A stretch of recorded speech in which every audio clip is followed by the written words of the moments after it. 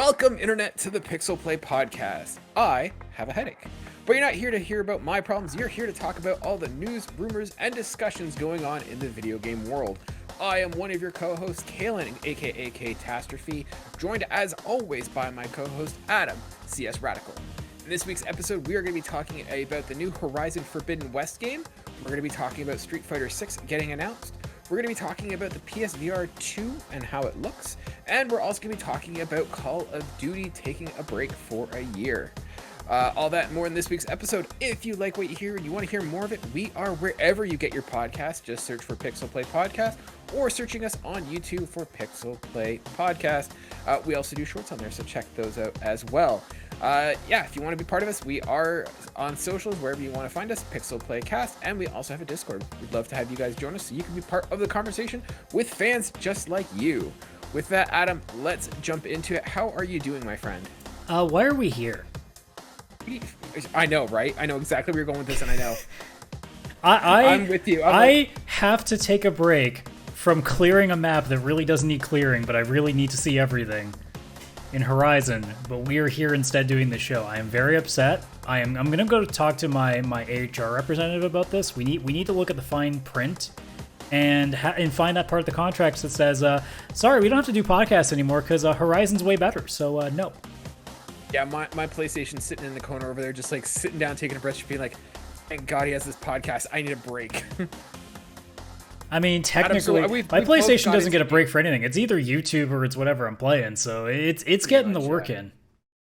For sure. Adam, we both got our hands on Horizon Forbidden West, and I thought we could, just start the episode by just talking about how we feel about the game, what we like, what we don't like. We're not going to get into spoilers here. We're not going to spoil anything about the story. We'll save that for another I was going to say, there's not going to be a lot of story for either of us to probably break either, because I don't think either of us are that far.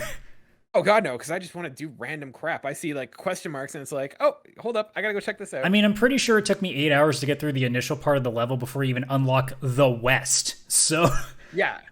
So once again, we're not going into spoilers for story, so don't sweat it. But yes, there is one part where you have to get past, like, there's like a gate into the West, and you have to do a bunch of stuff. Is that what we're talking about? Yes. Yeah. So I'm with you. There's like a significant size of the map, before you get to the Forbidden West, and yeah, like I just got distracted, like, oh, what's over here, what's over there, and yeah, Adam, so let's go real quick. What are you liking about the game? What's your initial thoughts? Well, after about 15 hours, I mean, I'm certainly no one of our viewers, Jen and Chris, who's already A, finished it, and B, platinumed it, so he put the work in. But after a solid 15 hours, like, I gotta tell you, anything that I've said either in private or on the show about me being a little bit worried about this game is gone. It's gone. There's not a single thing. Like, there's minor things we can nitpick right now. We'll get into that, don't worry. But, like, dude, I'm having so much fun. I'm remembering exactly why I liked Zero Dawn in the first place when I first played that. Actually, I shouldn't say when I first played it. When I actually played it in story mode, when I realized that I don't like the normal difficulty. So now I know start on story mode and then just go have fun. And that's exactly what I'm doing. And for the 15 hours I've done, I mean, minus the fact that I've done basically almost no story content and have just been running around the map, it's been a lot of fun. Yeah, I'm with you. I now have two, ways of existing. There's me playing Horizon and me wanting to play Horizon. That's pretty much the world I live in at this point, is I either am playing Horizon or I just want to be. And it is, encapsulating my brain. And it reminds me why I love Horizon. The idea of just going around and fighting, robotic or prehistoric mechs. And it's an awesome feeling. It's a great game.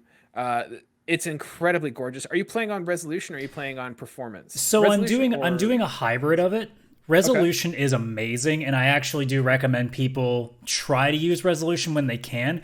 When it gets into really intensive fights, I will toggle performance. Like, if it's really hectic, I will toggle performance to kind of give myself a more fluent experience. But, like, just traversing and doing, like, side content, I'm sticking on resolution because it's just that gorgeous. They've done a fantastic job with its lighting, its shadows, the detailing, the fact that, like, you walk in the dirt slowly and you create this big path, but if you run, it's more like footsteps. The level of detail, even little, like, the foxes that run around the map, if they run into a clearing, you can see the brush move. It's those little things that are like, holy crap, this is what the future is now. Like, this is where we're starting. And where we can go from there is just more incredible. I think you're selling me that, because I've been playing on performance, and I think maybe you're selling me that I need to get onto resolution mode. I would say, like, try a hybrid method where if you're not doing anything battle intensive, try to stick to resolution. Like, if you're climbing mountains or, like, looking through ruins, do the resolution mode. And then when you know you're going to get into fights, just quickly toggle, because it's not like you have to, like, go through some massive amount of menuing. It's literally 2 clicks. It's not hard. So thankfully it's seamless too. It's not like you have to reload the game to do it. It's a seamless transition. So yeah, I worry that it's going to take me out of the flow by doing that constantly. Well, it depends on how often you're using it. Like, I'm only toggling it every maybe half an hour to an hour, depending on what I'm doing. Because even some fights, like if it's like a basic fight against a couple of burrowers, I'll stick to the resolution mode because it's not like it's going to be that difficult. But like if I'm going into like a what am I looking for? Like a big base, like one of the bases of all the rebels or any of the enemy factions. Then I'll probably turn it on because there's a pretty good chance I'm gonna screw it up. So I'm gonna have like 10 things fighting me. So then I will turn it on. But like for the most part, I've tried to stick with resolution because it's honestly worth it. It's one of those few games that like even Digital Foundry themselves said like, you know, we actually recommend you guys take a look at it, which is not something they usually do because performance just makes more sense. Because 60 frames is always way more worth it. Yeah, it's definitely a good looking game now. You mentioned like the burrowers and stuff. What do you think of the animals or the robots that they have this time? Because I kind of I find that they're more animalistic as opposed to prehistoric like the other ones were, and I kind of felt like I had liked the prehistoric look more than like because you got like kangaroos and you've got like the ones that look like gophers, I guess. Like, I don't know. It doesn't resonate as well as like giant T-Rexes and Velociraptors and all that stuff. I mean, you still have them like later. I don't know if you've gotten to fight a Thunderjaw yet, which I have, and I forgot how much fun they are. So like some of the stuff is still there. It's just they've started doing a little bit more of a variance. And for the most part, they're fine. I will say I don't like the kangaroo enemy types. I think they're called leap something. Yeah, leapers or like leap dashers or something similar to that. Yeah. And I find that they're a bit on the weird side. They're like the one enemy type that I've seen so far that whenever I see them, I just try to avoid them because they're a bit of a pain to work with. Not just because like of their armor or things that you got to knock off, just because the way that they move is just it's really difficult to get a good shot in. And they also seem to be a little bit buggy. I've had a couple of cases and it's only that monster where they end up like running forward without actually going forward. It's just them hopping over and over and going nowhere. And it's only that enemy type I've seen it happen, and I've replicated it on 3 different occasions. So I wonder if it's just based on if they like maybe you're hopping near like a fallen enemy, because that's usually what causes it. Like it causes them to kind of not understand how to get over it. But like otherwise, most of the new enemy types that I've seen, like they're fine. Like they you still see more of the normal types that we used to see in Zero Dawn. So it's not like a completely new thing where you having to relearn the whole system. A lot of the enemies are still there, so you have a pretty good idea of what you got to do for most of them. I mean, the burrower is basically just replaced. I can't think of the initial enemy. I think just the Watchers. I think they Watchers? Were. Yeah, like and I like those. They're basically really the Watchers now. So like they've look so much cooler. Sure, but like at the same time, they've mostly stuck to a similar system, and most of the enemies that you see still are the ones that you're used to. I'm still waiting for the alligator ones, which I always hated because they scared the shit out of me. Oh yeah. But at this point, like they've done a pretty good job, at least in the enemy types, of it being variant enough that it doesn't feel like they just copy and pasted the entire game, but they also haven't like completely overwritten everything. Now, the other thing I was going to talk to you about, once again, we're not getting into spoilers here, but what do you think of Aloy's character this round? I find that she is more like she's less endearing as she was in the first game. Like I find she's very snarky and very, I don't know, there's something about her character, the way that I don't know, does her character seem different, and does it seem like she's like meaner or ruder? Is that just me? I think she is I'm getting too old for this shit mode. I think she's like, dude, I've already saved the world once and now I'm doing this crap again. I think this is more of like a battle tested, like no longer like completely is jaded or she's not jaded anymore. I think she is jaded now. She is jaded. This is one of those terms that I mix up in my head constantly, but like, Yeah, jaded is where like you don't like things and like you're kind of pessimistic. Pessimistic is the way I find it. she's not green anymore. She knows the reality of everything. You know, at the beginning of the game, like she's just sitting there thinking like, okay, you know, here's this crazy world. You know, I was outcasted. I'm just gonna try to figure my way through. Now in Forbidden West, it's like screw all y'all. And now with these new factions, it just makes it worse. And I'm actually like really interested in where they're going to take this now because, again, without spoiling things, a couple of new characters they've brought in. I have my theories already, and I'm really interested to see what they do with it going forward. So yeah, I just like she's got moments where she's like meeting people for the first time, or like even she's getting friends like reaching out to her, and she's just like, what do you want? It's like girl, like these guys like fought with you and tried like save the world with you. She like, knows the 6 months world ago. is about to die. I think I'd be a little more concerned about that. Yeah, Sorry, Aaron. Go back to your drunken stupor. Aaron's awesome. I know he is awesome. Now the one thing, because I was complaining about this on the Discord, I find that the one thing that I am not enjoying with this game is I'm not enjoying the climbing in the sense that, and it happened yesterday because I was playing one particular mission or something like that, and I had to do a lot of traversing and climbing and platforming, and I find that the climbing and platforming is at best like satisfactory, at worst, you know, quite frustrating. And I don't remember the last game having as much platforming as this one did, and I find that it's kind of, I'd rather have less of that to do. In the sense that I find that the climbing is very cumbersome. They don't have like the Assassin's Creed or Legend of Zelda where you can kind of climb everything. What am I trying to say? That kind of mechanic is basically sort of set spaces that you can climb, and I don't know. I'm finding it kind of janky and frustrating. It's kind of like hard to quantify one with me because I don't remember how Horizon's original one was. So I don't know if it's any different. It feels like an open world game to me where like sometimes I can climb it easily and sometimes I just constantly mash the A button to jump over and try to force it. Yeah, exactly. Where you're just kind of like spamming it a bit. Yeah, I mean, personally, it hasn't bugged me too much. I mean, there's the odd section that, you know, you think you made the jump correctly and you just apparently didn't sprint that extra bit you needed to. But like for the most part, I don't have too much to complain about it. I kind of like the hook shot a little bit because it adds I hate the hook shot. It adds a little bit of verticality to it. I do think the glider needs a little bit more usage though, because I haven't used it nearly as much as I should. So it's hit or miss. Like actually, you know what? I think the hook shot would be better if it was a little bit more than just go up to a higher ledge or jump slightly above it. I think if you could swing, it'd probably be a little bit better. Yeah, and that's the thing. Like the problem I have with the slingshot or whatever is that I find that it's so specific. Like it has to be used at certain points, and oftentimes it's very hard to distinguish when you can use that versus just not. And I feel like they kind of needed to almost have like a way that you can see it easier or use it more frequently, because I find I'm often not, and I'm getting stuck with puzzles, and I just like, oh, I have to do this because I didn't see it because everything else is yellow. Here's what I will definitely nitpick though. If you look at the skill trees, there are way too many different inputs with each weapon now. Yeah. Like guys, I get it. Gorilla, like you were trying to like be a really like a much more complex game. You already were complex enough with all the weapon types that we have. And now each weapon seems to have like 5 different moves for it now. Yeah. And it's like, guys, chill. Most people aren't using them. I just want to use a bow. That's all I really want to do. Is like I want to use a bow, and I haven't used it yet but I know it from the last game. I use like a rope caster. I want to pull stuff down. That's I've ignored most of the skills in the skill tree. I just keep passing by them and going to everything else.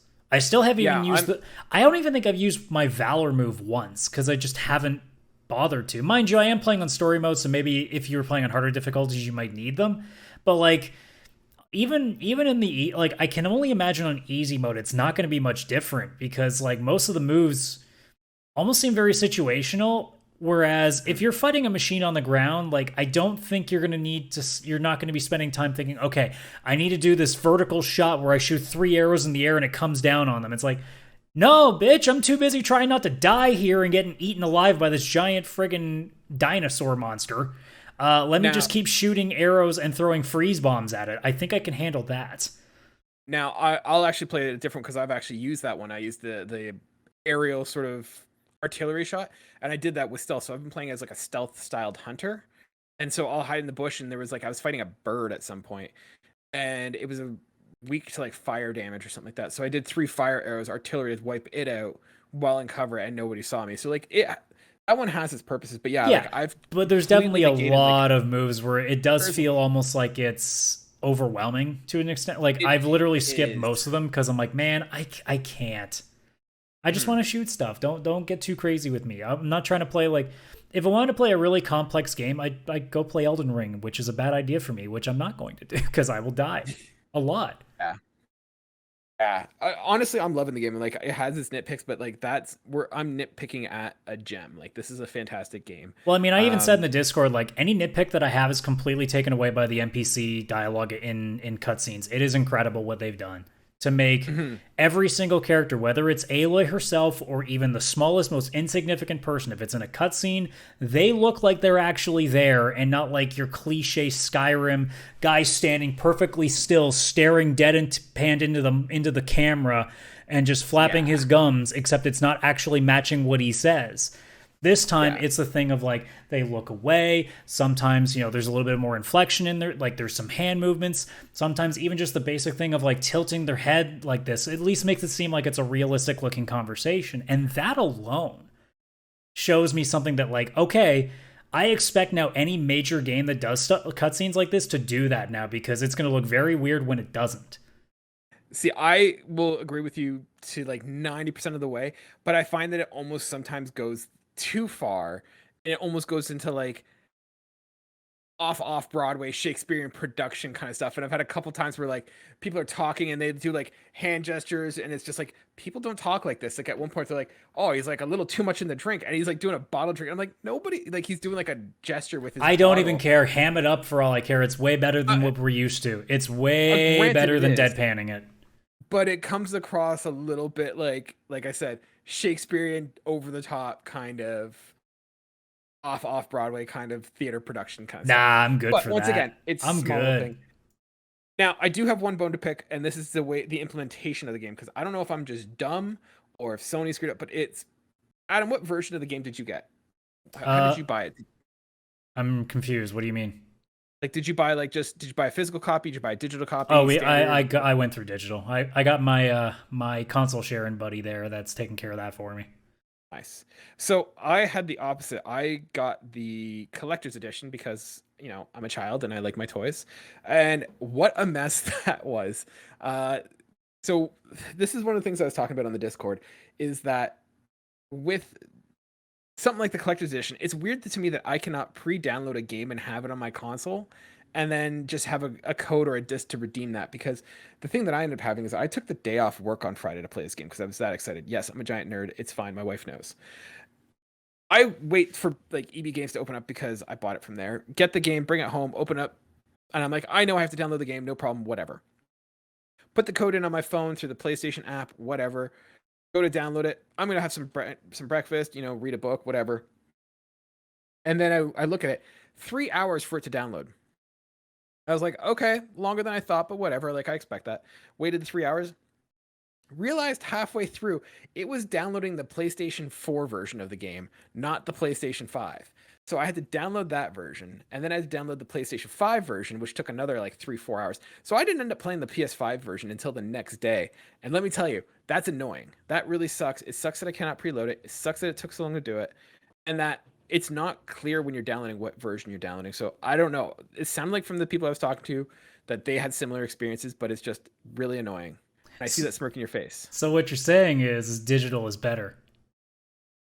No, because you could preload it. Game. No, but because if I had gotten the disc, I could have just installed the disc, and it would have only been an update. It would have been so much easier. So, yeah, fix that for Sony. That sucks. I mean, I knew ahead of time that you had if you were going to get the PS5 upgrade, you had to wait until day one. So I had the PS4 version downloaded, and then as soon as it turned midnight on release day, I immediately popped in to get the PS5 copy, had that downloading overnight while I went to bed. I was at least on the ball on that. Sure, is it a little bit strange that I guess I'm assuming in your scenario that you just put in the code and it just automatically just went to PS4? Yeah. Like, did the copy that you buy was PS5 or was it a PS4? No, the box says PS5, but it gives you a code for PS4 and PS5. Okay, that's actually kind of weird. I wonder if that's Yeah, I wonder if that's an oversight on Sony's part. yeah, it's just, and it wasn't clear, like, because like I try and find it, and you like search on the store, and the app is just a whole issue, so like that's a problem. But like, it's not clear, like, hey, here's the PS5 version or the PS4. Like, I look for it, and they're like, buy Horizon. I'm like, I literally just redeemed it. So I don't know. Maybe I'm a moron. I don't typically do the digital thing. But it was a headache, and so I actually did play the PS4 version on the PS5. That game is rough on the PS4. Yeah, I it's a have little not. it's a little edgy from what I hear. Yeah, as much as they made this for both consoles, I don't think I would recommend it on PS4. I would say wait to PS5 and play it on the PS5. It Even my wife came down and she's like, "Oh, that looks rough." Now, it's not bad. It's not a cyberpunk kind of cube It's car not broken. experience. It's not broken, but it is not optimized. This was made as a PS5 game, not as a PS4 game, and it shows. So if you can wait, I would highly recommend waiting and playing it on the PS5. Either that or give it a month and see what happens in patching. I don't think that's the case though, because I don't think that they see it as an issue. Like, this was a PS5 game, and originally it was meant to be exclusive, and then eventually they said there was a PS4 version. Well, I imagine they're still going to be patching regardless, so there might be some like optimization issues just to kind of like deal with smaller things. So like maybe in a month or so it'll be a little bit better. But you're probably right in assuming that the game was originally designed to just be a PS5 game, so there's a pretty good chance that they probably just scaled it down as best they could to try to make it fit. Mhm. Yeah.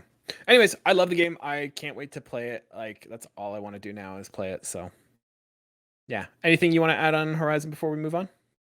Um, I like that they tried to have their own Gwent in Oh my Strike. God. I hate it.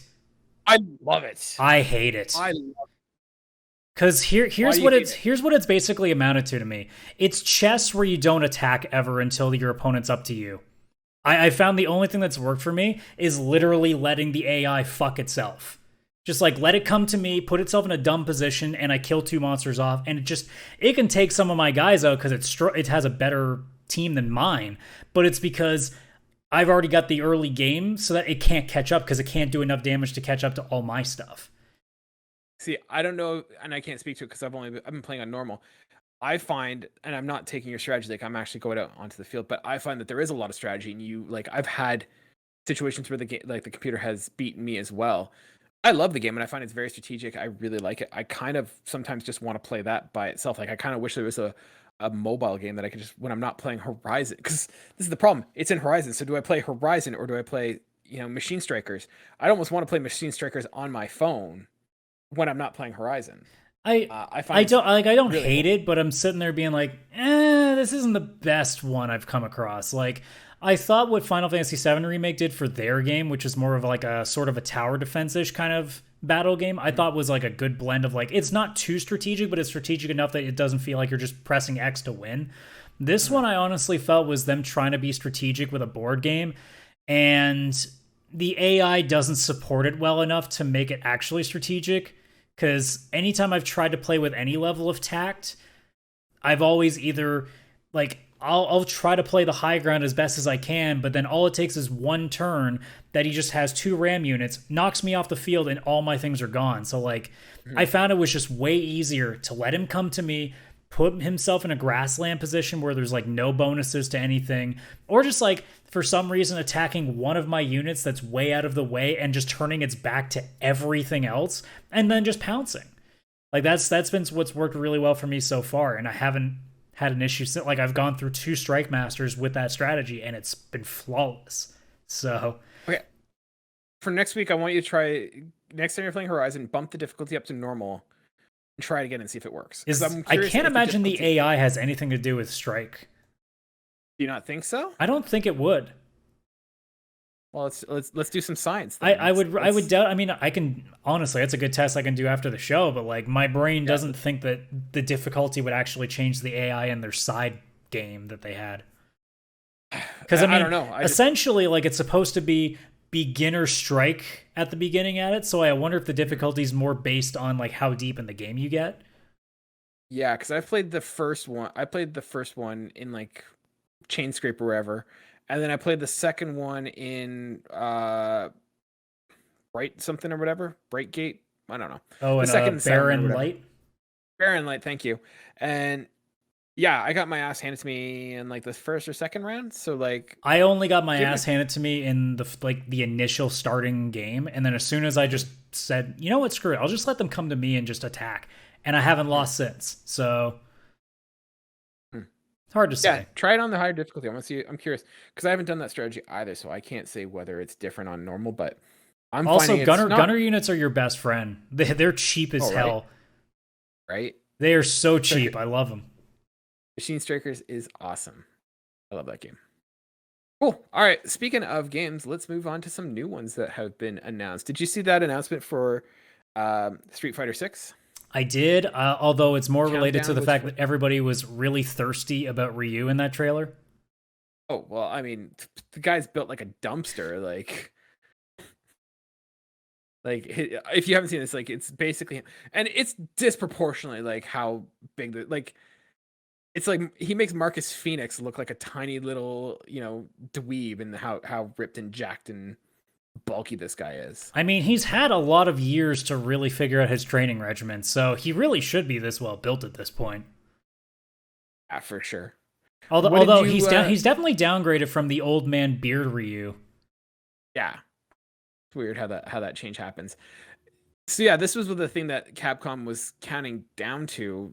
What's your reaction? Are you kind of disappointed? Are you happy? Where do you fall in this whole reveal? For Capcom, this is a big deal. I mean, that's a big announcement no matter where you slice it. It's just, for me personally, it doesn't mean much. I mean, I'm a fighting game player casually. Like, I'm not an online guy, but like the esports community was lit up on this. And I mean, again, it's one of Capcom's biggest properties. Like, that's actually a big announcement. Sure, we were all sitting there thinking like Resident Evil 4 remake or something like that. But like, in the end, Street Fighter makes a lot of sense to be something that's like a big reveal that has a countdown timer for them, because that is arguably their biggest franchise. So it's not out of the realm of possibility. Does it move the needle for me? No. I still want to play Guilty Gear and haven't done that yet, or Grand Blue Fantasy Versus, haven't done that. Hell, I haven't even played Mortal Kombat 11 yet. I'm still waiting for that. I'm waiting for the Aftermath pack to drop below like $20 so I can just snag the whole thing up. Like, I don't play them to play them online. So it usually just is like a run through the story mode, have some fun romping stuff, and then I'm done.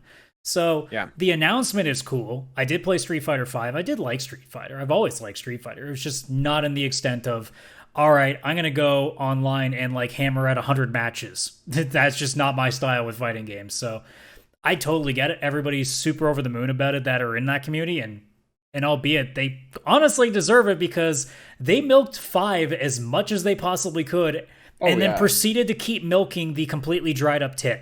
So I'm pretty happy for the Street Fighter community that they finally have something new to look at soon. Yeah, so for me, I'm not a Street Fighter person, and I'm not even a fighting game person. Like, if I'm going to choose a fighting game, I'm choosing Mortal Kombat. But even still, I don't play that one. And the problem I find with fighting games, one, they're not for me, and I'm not saying that there's a problem with them. It's just, for me, the issue is, and I've always had this problem with like being as a kid and growing up with friends and stuff, is that the inherent problem with fighting games is that you are either you go and buy a fighting game and you own that fighting game. So you play it so you can unlock the characters and stuff. And then your friends come over to play and you're like highly trained. You know all the moves, you know all the skills, you know all the things, and your buddy has no idea. So then you just start destroying him. They're not having fun. So then they walk away. So the only other people you can play with are the people online who've also put that time in. But then you're playing with people who are in professional esports tournaments and they're kicking your ass. So long story short, I don't play fighting games.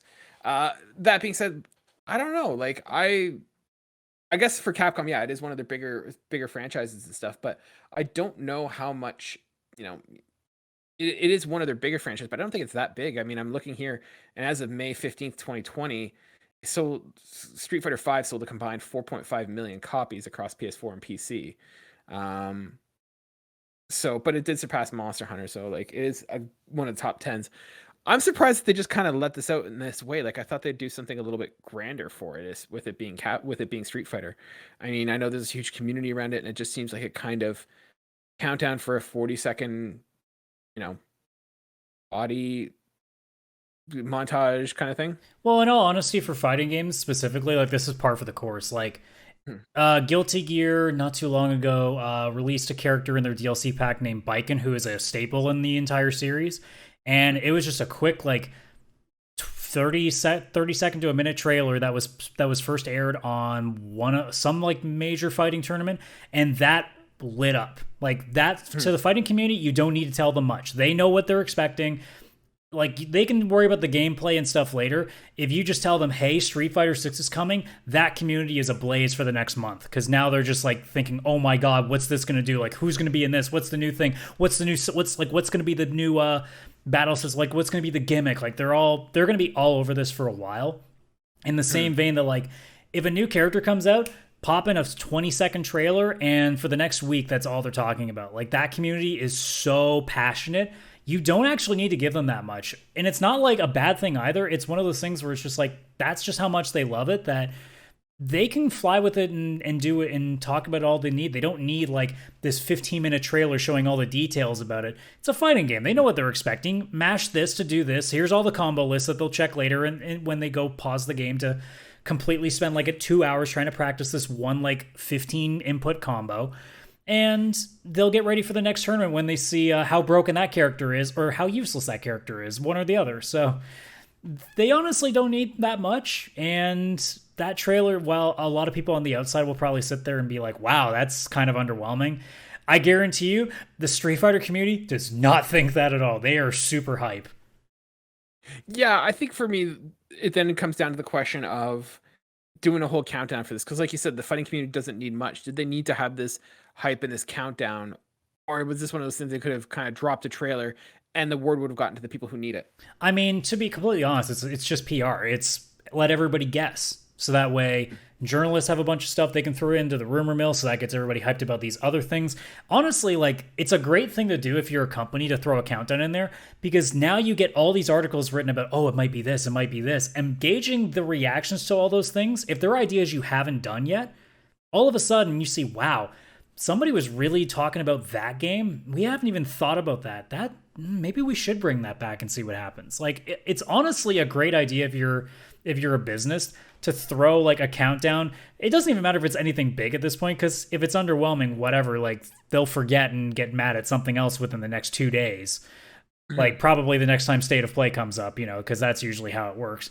But like, in all honesty, like, the countdown is more or less for the people on the outside to get hyped for everything else they're interested in. And then once it drops, yeah, a lot of people probably went, Street Fighter, really? They're going to come back to the next countdown. If Capcom did a countdown next week, everybody be like, oh, what's this one going to be? This might be Resident Evil 4. It's going to go right back to the same thing again. You can't overdo it, but like, if they did it 2 times in like 2 weeks in a row, it'd be the exact same reaction. It'd just be one less community going, okay, so we know it's not us this time. Yeah. I don't think the countdown has any disadvantage if you're doing it like once in a blue moon. Like, if Capcom doesn't do another one of these for 6 months, we're not going to remember that Street Fighter 6 was announced via countdown.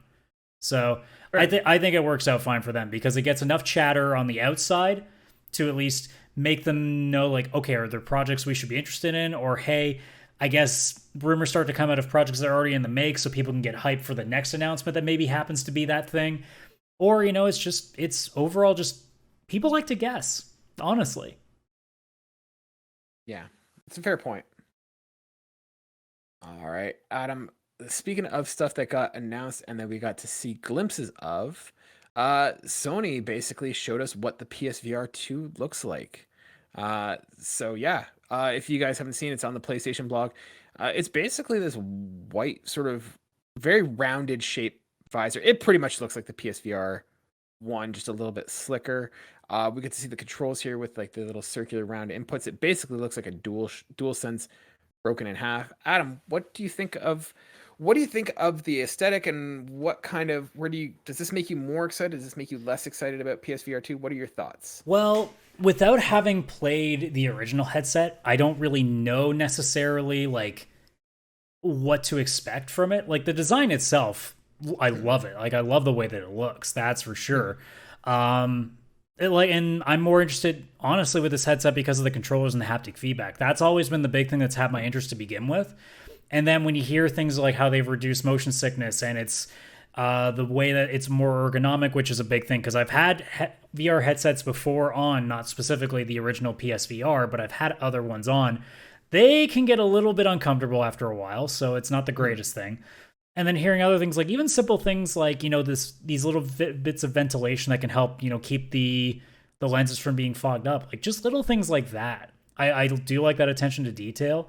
And it's one of those things that, by the time that we get to when the price gets announced, that's really going to determine whether or not it's something that maybe I won't get it at launch, obviously. I wouldn't really have much of a use for it at launch because there's probably going to be a lot more free games that go out on PlayStation Plus pretty soon. But in all honesty, like if it's a fair price, like let's say they're operating at a loss when they announce the price for this thing, kind of like what they do with every console. Let's say it's $299 or $399 US, one or the other. Either's probably fair given what the tech is. I'd look at that and be like, okay, how worth it is it going to be? And if you're a big VR person, that sounds like something to go with right away. For me, it's going to be, okay, if we see in the next year or so what actually starts getting made for these, if they start making some like legit experiences, and we've said this before because we've talked about the PSVR many times on this show, if they get to a point where they start announcing some really solid looking games, it's going to be really hard to pass up after a while. And everything that I've seen about this system so far, whether it's come down to its specs, some of the games that we've seen, like the Horizon game, obviously, for example, is very interesting to me. And even just the basic things of like the haptic feedback, like I said, with the controllers, and like actually looking like something that isn't just a novelty. Like they're taking a serious shot and maybe trying to make like a legitimate VR peripheral that will actually make this industry going forward use it all the time. It's always going to be something that's interesting. It's just going to be a matter of, okay, is the game's going to be what actually draws us in this time? Or is it going to be another VR peripheral that has like 3 really good games on it and everything else is mostly shovelware or tech demos? Yeah, you're totally right. Like I did get a PSVR 1, and one of the things that they do not need to spend a lot of time on is improving the comfort of it. Like the PSVR 1 is very comfortable. It's not painful to kind of keep on your head for long periods of time. That ventilation aspect is a huge game changer though, because one of the problems with the original PSVR is that there is no ventilation. And so you've got this plastic, silicone, rubber, whatever thing strapped to your face that basically creates a seal around your face. And so your body's naturally just giving off heat. You've got a computer running on the other end of the lens. And you're doing like activities, right? Like you're doing Beat Saber, you're waving around, you're ducking, you're dodging, you're doing all this stuff. So you're working up a sweat and there's no ventilation. Those goggles did get foggy and like you did have to wipe them every once in a while. So like that is going to be a huge thing, having that ventilation. I love the fact that you've got these the DualSense kind of controllers. I think having analog sticks is going to be a huge bonus, because one of the problems with the original VR was the input devices that you had, because you just were basically using PlayStation Move wands, and so you were limited to the sense that you were always going to be in one place unless you did like the whole transporting thing that I think Skyrim did, that Vader VR did, where you're stuck in a spot until you transport to another spot and then you're standing still. Having those analog sticks that you can kind of move around and navigate is going to be a huge game changer for that system. Yeah. Otherwise, yeah, I think it's going to be good. The ability to have like adjustment knobs for the lenses and stuff. I hope it just makes it super easy and intuitive. And I think that's what they're doing.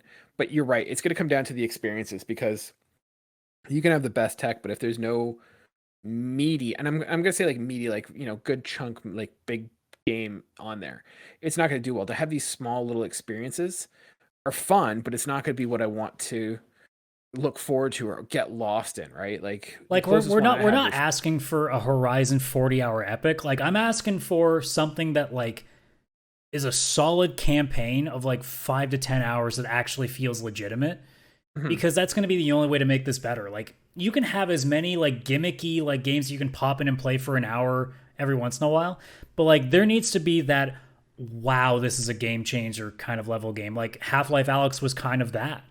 We need like PSVR 2 needs that, but even better. It needs like something beyond. Like it needs to have like it's like I guess this is being the first really game on the console that might actually be a big change for everybody. Like it needs its Forbidden West. It needs like that one game that you go, this is a game you have to get on this. Not like, this game's pretty good. This game's pretty good. This is a pretty fun experience. It's like, no, you need to get this system just to play this. That's what the PSVR2 needs. Yeah, I think hopefully one of the things that I hope they fix, and I think they've talked about this, is the tracking, right? Because one of the problems with the original one is that you had to always be facing the TV. And so that limits your 360 sort of immersion because you can't turn all the way around. Otherwise, it gets really, really wonky. And I think they fixed that with this headset. So now that you have that full 360 sort of experience, it's really going to help out. But yeah, I think there's a lot of opportunities for this, and I'm really excited to see. Like, you're right. I want to see more experiences that we don't get anywhere else. Like something I was thinking that like seeing is like, could you imagine if like they made a Time Crisis game? Like Time Crisis would work so well for this in the sense that you can go into cover, you turn around the corner, take a couple shots, you duck for cover. Like that kind of stuff would work. I mean, rail really shooters is like, I'm surprised there really hasn't been like a lot more of them, because you'd figure like they're foolproof for that kind of stuff. Yeah, well, I mean, they did make some rail shooters. Like there was that Rush of Blood, like where you're on a roller coaster doing that kind of stuff. Oh, the yeah, it was like the what was the series it was from? Until Dawn. Until Dawn, yeah. Yeah, so they had that, and they had Blood and Truth or whatever. But like, I think that there's more opportunities for this, and I can see how they're going to use Horizon in this game. Like I can see them using the rock climbing and the climbing aspect, doing the bow and arrow with the controllers. Like it's awesome. And I think it's going to be really neat to see what they do with this. I kind of hope that, it gets to the point where we can use a DualSense like use these VR controllers as regular controllers as well. Because like it doesn't have all the button inputs, but they're designed to be pretty close. So I imagine like you're not going to be able to get like the full extent because you're not going to have like all these extra inputs that you would on a normal controller, but that's what the motion's for. So you kind of hope that it does like kind of make up for the fact that it doesn't have nearly as many button inputs. Yeah, because like, could you imagine playing Horizon with like these controllers, just sitting on the couch playing with these, and like you can just like wiggle to like do something? I think kind of neat. I think we're gonna get to a point where like third person games, it's still a struggle. I think like most VR games, you're gonna have to just understand that it's gonna be first person. You got to deal with that. So I think that's why it was a great idea initially when you saw like Borderlands getting in VR or Skyrim going to VR. I think like, and obviously it will be harder now if Microsoft decides to suddenly be like, actually, Activision Blizzard, you're not going to make any more games for Sony. But like we said before, Call of Duty would be a great thing to be putting in VR because, I mean, it literally just makes perfect sense to put the best first-person shooter franchise on there. But then again, now we have Bungie, if we're talking Sony, we have a Deviant Games. So there's going to be options. Who knows? Maybe Bungie has a new IP that they're already working on right now that might be a PSVR2 title. Who knows? There's always these possibilities, or like even working with another studio just to kind of like help them along. I like that's, now that I think about it, that would be a really strong idea if you want to really showcase, okay, this is why you need to get VR2, and you throw a Bungie label on top of a game that you're making, that might get some attention because a proper first-person shooter in VR being made by one of the kings of first-person shooters, that's going to get some attention. Yeah, I'm excited to see where this goes. Unless at this point, I'm at the point where Sony needs to screw this up for me not to want to buy this. Like, it's this kind of true. So like I'm still not going to get it at launch, but like 12 months from now, like whenever the launch date is, like let's say it's fall this year. Like I'm throwing a name. It's probably not even that. Although they're putting enough information out that it's making me wonder if that might actually be the case. I think this could be a 2022 launch for sure. So let's say it's out in October. By about October, November 2023. We're going to know for sure if I'm buying this thing. Like that's how I'm looking at it. I might already have it by that point, depending on how it goes, because I may not be able to hold back in the same way that I have kind of trouble not spending money on other things. But we'll definitely see. Like if there is a library that actually has like a couple of games that you're thinking, okay, I'm not buying this thing to intend to play this all the time. But at least I'm going to feel like I'm not going to get like completely phased out. Like when I bought the Wii U, I thought, man, this is going to be so good because there's so many good games on it now. And then 3 years later, I'm like, I've bought like 3 games since. What the hell?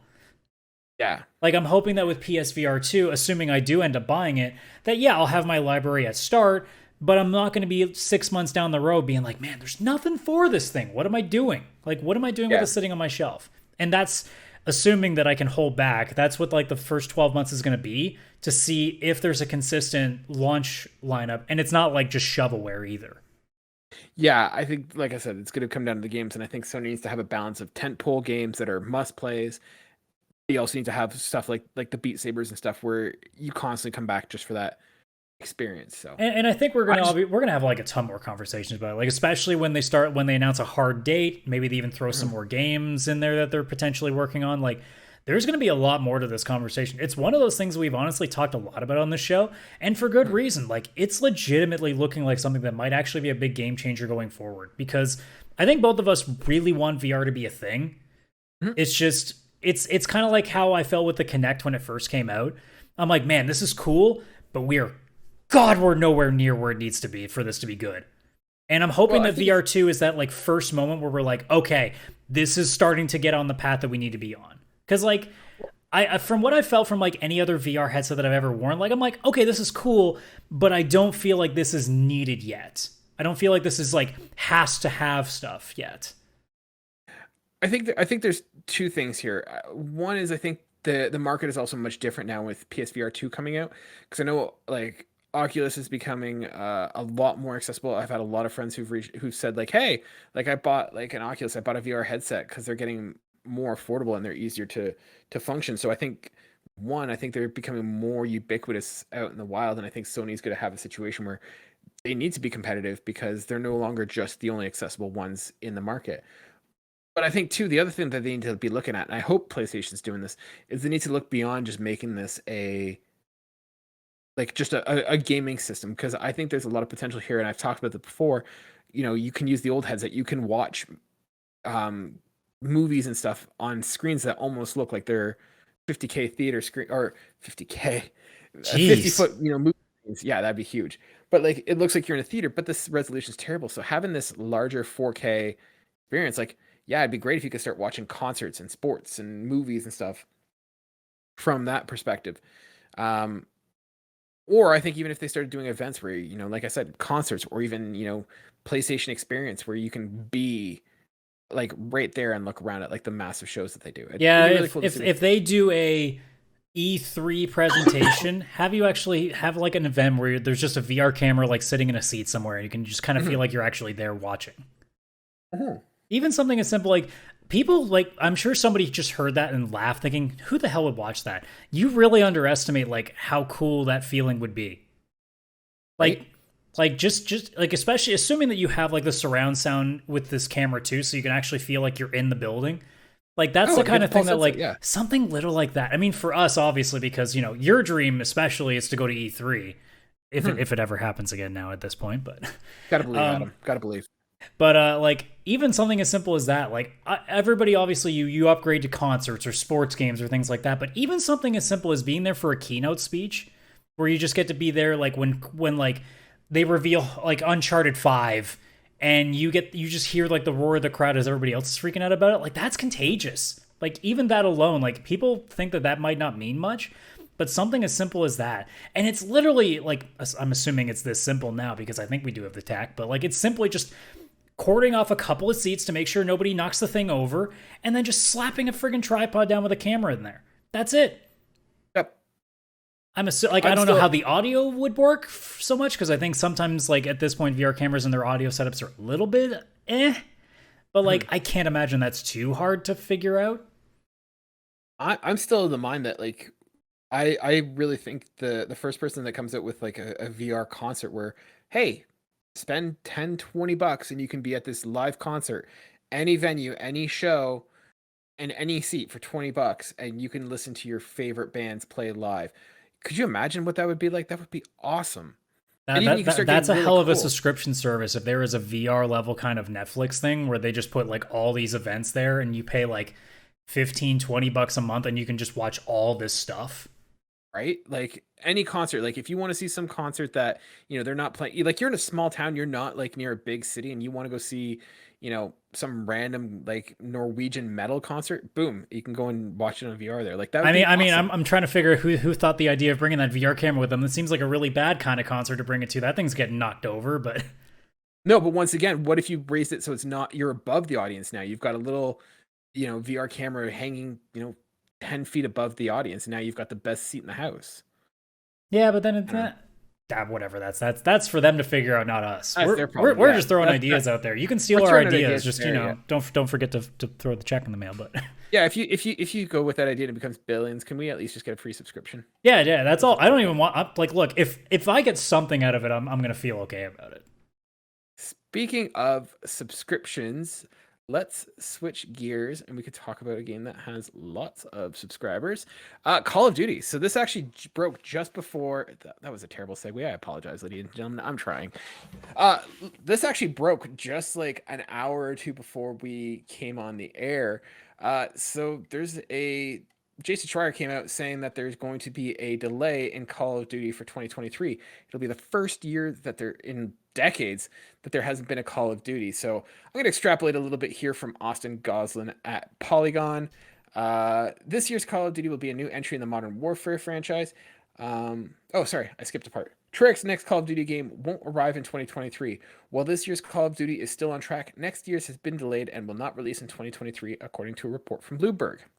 This year's Call of Duty will be a new entry in the Modern Warfare franchise and is developed by Infinity Ward. Activision announced earlier this month Infinity Ward will also develop a follow-up to Call of Duty Warzone, one that is supposed to launch sometime in 2022. Bloomberg's reports says that this year's Call of Duty release is planned to get a steady stream of additional content. Bloomberg also reports that there will be a new free-to-play online title released next year that Treyarch is helping develop. So basically, we're not going to get a proper 2023, a 2023 Call of Duty. It's going to be kind of put on hold. We're still getting 2022, but we're not going to get 2023. Adam, what do you think the reason for this is?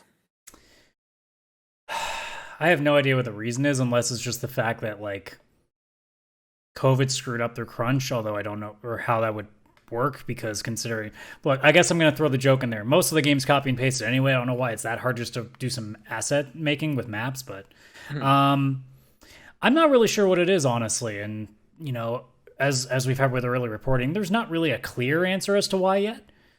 But the one thing that seems to have stood out is that Activision Blizzard is concerned that the games might be cannibalizing each other. And I want to just say, Activision Blizzard, like, just so you guys know, this wasn't a problem before Vanguard came out, or Warzone came out, I should say.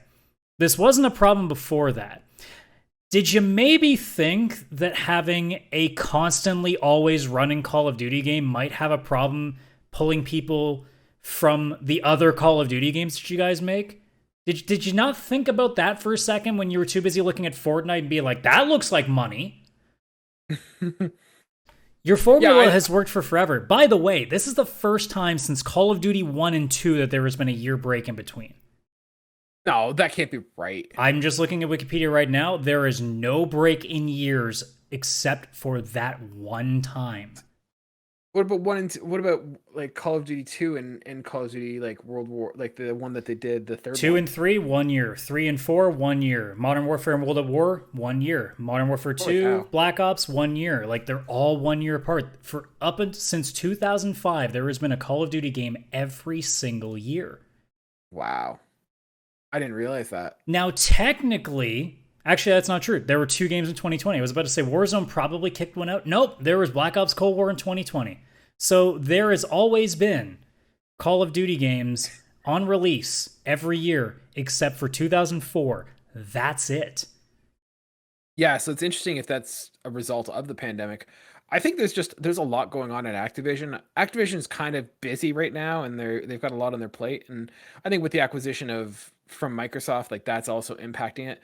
But I think you're right. I think Call of Duty just needs to kind of get their stuff aligned. Like, I think they've kind of added too much, and now it's a question of where do they go from here? They're kind of falling prey to like a similar thing that Activision did with Guitar Hero, where it's too much. And, I don't and know now if that it's Warzone necessarily- exists because it is a constantly always online thing, there's no way that people are going to suddenly be like, you got to keep up with the seasons every time in Warzone, but all of a sudden here's a new Call of Duty game. They're like, but I have a season to play. I have this battle pass I have to max out. And that's the thing. I think they are cannibalizing their own group in that I think there's a small group that wants to play Call of Duty and there's a group that wants to play Warzone, but I think the Venn diagram is much larger in terms of its correlation than what separates them. So yeah, I think they just need to figure out, are they going to become a live service game? And I can see them doing that. I think what they can kind of do is say, hey, we're going to have, Warzone's going to be a thing, but we're going to have different flavors. So you want a World War II style one, we're going to release a World War II Call of Duty with a Warzone. We'll keep that active until that one falls off the cliff, and then a couple years later we'll come out with a, Modern Warfare one. Keep that one alive. So I think you might get fewer and fewer. Yeah, they Call could of Duty honestly new benefit games. more. Like, they have 3 teams. They have Sledgehammer, Treyarch, and Infinity Ward. Like, you'd almost be better served. Okay, you're working on this thing of Warzone for the next 3 years. In the meantime, you're going to work on a whole new IP we're going to start up. We're going to start throwing some darts at the wall, see what you can do. And then in the meantime, you guys get a little bit of a break. You help out each of the 2 teams, and then when it's time, we'll get you ready to make the next Warzone. Like, Yeah, it seems like their usual plan of just, okay, you work on this Call of Duty for 3 years, while you work on this one for 3 years, while you work on this one for 3 years. It's now at the point that now that Warzone exists, it's kind of thrown it all out of whack, it seems. Yeah, there's just too much of it for what they need. Like, they don't need a new Call of Duty when they have Warzone, and Warzone negates that. Like, what does a new game bring that aside from an aesthetic that you can't change with an update in Warzone? Yeah, I mean, obviously it's working well for Fortnite. It never stops. Yeah. But this is also an issue that we've talked about with like live services as well, is that there are only so much time that multiplayer, like these kind of players, will go for, and you're competing for their time and attention.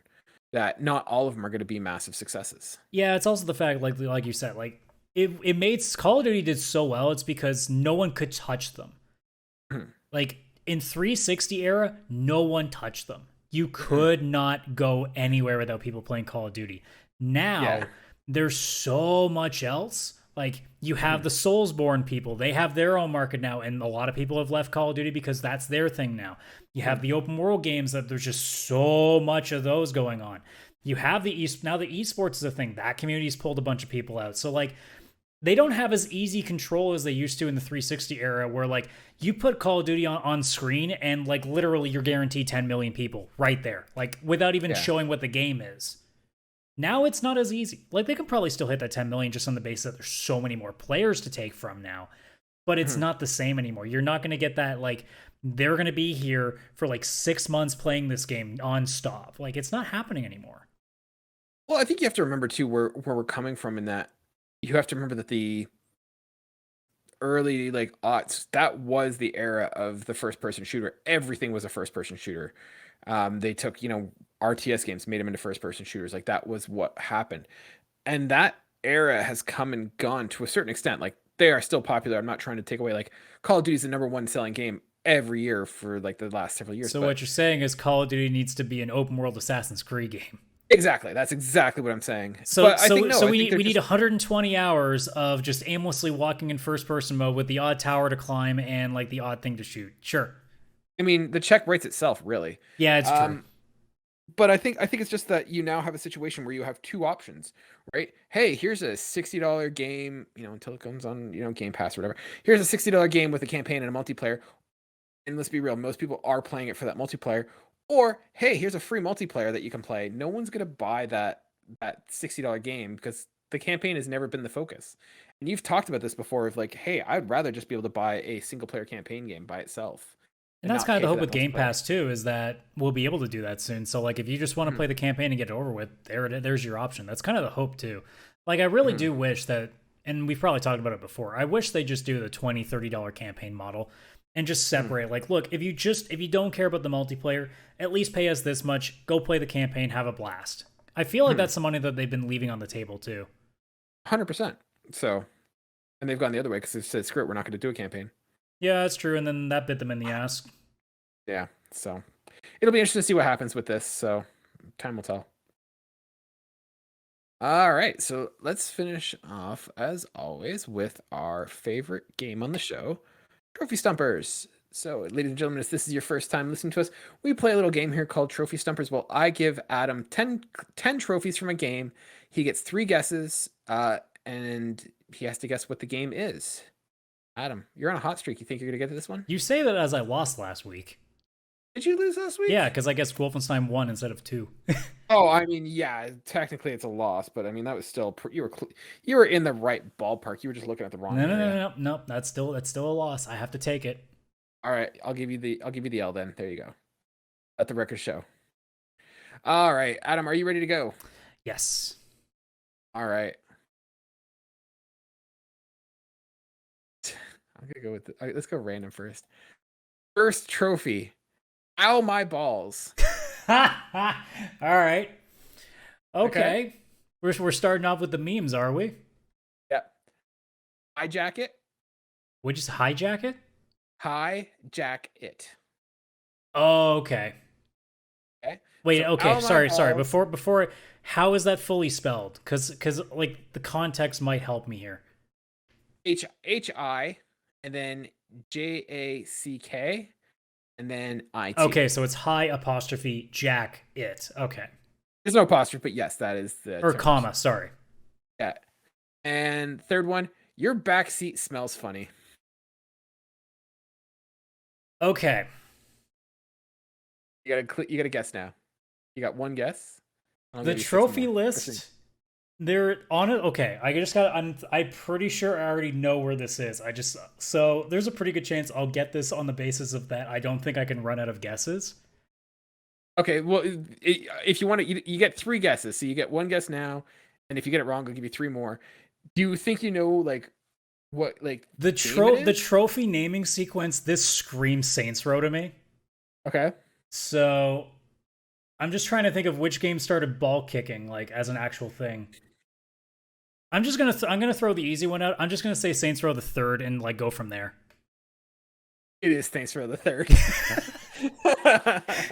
As soon as like out my balls, I'm like, okay, all right. So we're going meme right off the bat. And then when it was hijack it and the spelling of it, I'm like, okay. And what was the third one again? Because I completely tuned it out. Your backseat smells funny. Okay, yeah. Those are the kind of trophies that just scream volition. Oh yeah. So like as soon as you started that, I'm like, okay. I'm already pretty sure. Give me a couple more trophies because I want to see like if I would have like really easily narrowed it down afterwards. So the original order I was going to give you was thank you very much, Mm-hmm. pimped out pad, which I thought would have given it away a bit. Actually, probably not. Okay, the American Dream. Then it would have been hijack it, and then the American Dream. Ow my balls, cowboy up. Okay, yeah, this is a bit like the Ow My Balls would have definitely started getting my brain going. Yeah, cowboy up. Your backseat smells funny. Dead presidents. Oh, Gangsters in space. Oh, Gangsters in Space would have been a giveaway. That was the giveaway right there. Yeah. As soon as you would have given that one, I'd be like, okay, I know exactly what we're talking about. 100%. Yeah. Yeah. Man, that was a good trophy list. Yeah, no, like as much as I think I'm still a little unsure about how I'm gonna feel about the new Saints Row coming out. Like I gotta say, like there, like even though the remaster is a was a little rough around the edges when I played it. Like I if you have not played Saints Row, whether it's 3 or 4, doesn't really matter which one at this point. You gotta play them. Like if you like Grand Theft Auto even in the slightest, you have to play Saints Row for the idea of just seeing what happens when you turn Grand Theft Auto into an absolute comedy fest. It's what so good. When Grand Theft Auto says "fuck it." Well, I think even Volition said like at one point there was no such thing as a bad idea when they went to the drawing board. Like it's kind of like they were Yakuza came before Saints Row, but Saints Row was Yakuza before we knew Yakuza really was a thing. Like now because that game gets wild. Yeah, like you at one point you're fighting like you're flying a rocket ship, and I've never played the game, but I've just heard stories like you become the president, you fight Satan. Like literally, the first mission of Saints Row 4 is you saving, I'm assuming the world, but mostly America, from an evil military man. And as you're on this climbing this nuclear missile to disarm it, Aerosmith's don't want to miss a thing or Yeah. You know which song what I mean. Yep. Like that's playing in the background. Like just simple things like that. Like you know that they're going full cheese on it. And then on top of that, you have things like you literally have Rowdy Roddy Piper as a playable ally as you go through his They Live storyline from like the John Carpenter movie, like stuff like that. And of course, obviously having like a purple dildo bat and, you know, a black hole gun and all these in the dubstep gun and all these weird things. Like, yeah, it literally just goes and then be like, look, throw darts at the board and it doesn't matter what it is. It's not a bad idea. Let's do it. That's awesome. Yeah, it's a game I never got into. I'm excited for the new one to come in. I'll definitely give that one a shot. I'm reserved about it only because it feels like I'm assuming that it's not going to be part of the same canon anymore because it would be really weird if it was. But like my only worry is that it's been so long that, and Volition also has had some struggle. Like Agents of Mayhem was a god awful game. So like there's that worry in me that being like, have you guys kind of lost what it was? Like I'm always concerned. And I guess like so far from the trailers that we've seen of the new Saints Row, I'm not getting the same vibe. Like it doesn't feel the same anymore. It doesn't feel like that goofy, like I'm not seeing the funny part of it. Like it looks like the wacky Just Cause part of it that it does have, but I'm not seeing the comedy side of it, which is what's even the bigger seller to me. Because yeah, if you want crazy like stunts and stuff, Saints Row does that too, but so does Just Cause. Saints Row's selling point has always been its jokes, its storytelling, like that just goes in line with the jokes, and just the absolute absurdity. I haven't seen the absurdity apart from the Just Cause, like jumping off of a building with a car kind of absurdity, but that's not the absurdity I'm talking about. I'm talking running around in a panda suit, hitting people with baseball bats. Like, that's what I'm talking about.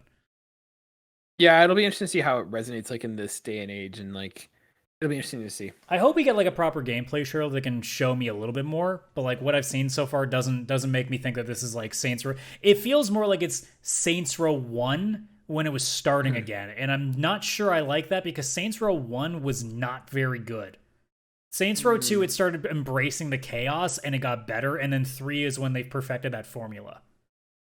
Yeah, but I mean, the first one was meant to be a little bit more... They were trying to be a GTA clone at the time. Yeah, oh no, I remember that, so... Anyways, Adam, I think this is a good excuse for us to sign off so we can go play more Horizon. That is a good point. Why didn't we stop like over an hour ago? We should have just done like a 5-minute podcast and be like, sorry guys, Horizon, really, really good. Go play it. Okay, bye! Horizon, you get it. Bye! All right, ladies and gentlemen, thank you so much for real. Thank you for sticking with us. We really appreciate it. If you like what you heard and you want to hear more, you could find us wherever you get your podcast by searching for Pixel Play Podcast or by going to YouTube and searching Pixel Play Podcast, Pixel Play all one word. You can find us on Twitter and Instagram by searching for Pixel Play Cast. We'd love to hear from you guys there. As always, we are trying to push to 100 listeners and subscribers. So if you are listening to this and you thought it was okay, hey, why don't you tell your friends and family that, hey, this is an okay podcast. You should listen to it. You don't know anything about gaming? That's okay. Just listen to it anyways. The guys are adorable. We like them. So yeah, if you want to do that, we'd greatly appreciate it. But yes, we'll leave you there. Thank you so much, and we'll see you guys next week. Let's go play Horizon. Bye.